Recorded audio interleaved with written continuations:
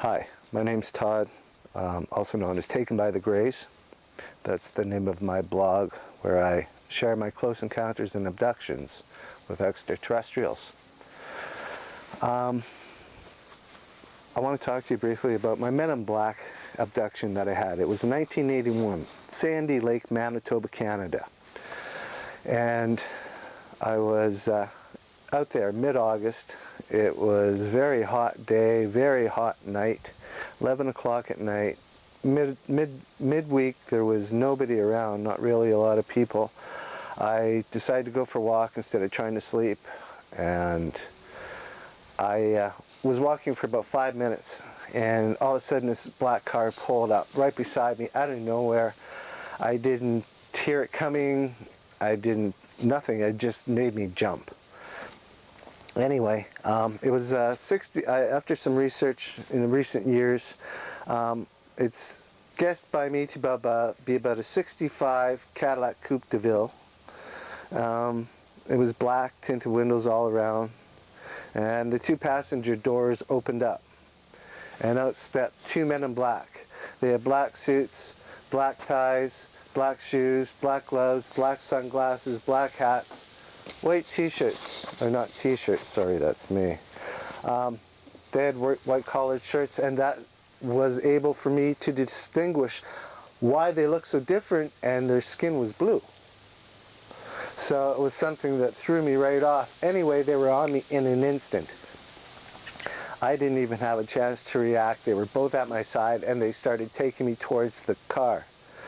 The back door wide open, and I knew that's where they were destined for with me, and so I started fighting back, pushing back with my feet, and it still didn't slow them down. It was a constant speed that they took me. Anyway, I just got to see if there's a bear here. Anyway, they took me to the car, got me to the car. I put my feet up against the car frame, and I'm pushing back, and they got me inside the car. I'm sitting in the back seat, one MIB on my left, one on my right. There was a driver. He turned, looked at the MIB on my right. It looked like they were having a conversation, but no words were being said. And then he gave him a nod, and he turned forward, and the vehicle started to move forward. The MIB on my right pulled out this big syringe.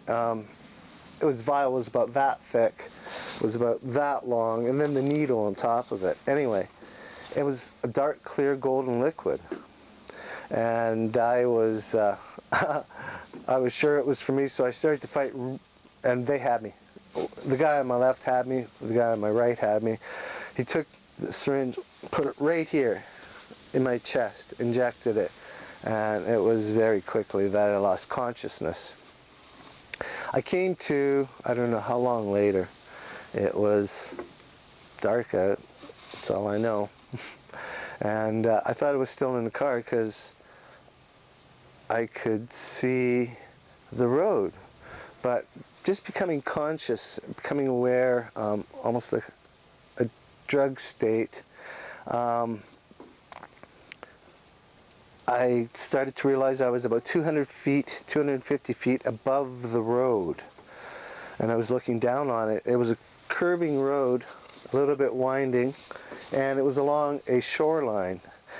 Deep cliff, big rocks at the bottom, big white water. I'd never been to the ocean, and I was pretty sure that's what it was. Anyway, I knew I was as far away from home as I possibly could ever imagine, and I started to quickly lose consciousness again, and I came to the next morning in my tent. I didn't get there myself, I know that. I was in a pretty dazed, almost slow state for the next day and a half. It was slow for me. Anyway, sorry, there's just some loud animals here, and they're looking at me and I'm looking at them. Anyway, I did some research probably about 4 years ago. on Men in Black encounters, abductions, to see if there's anybody that had anything that was even similar to what I had experienced. And lo and behold, after all these things that I found that weren't even close, I found one that was very similar.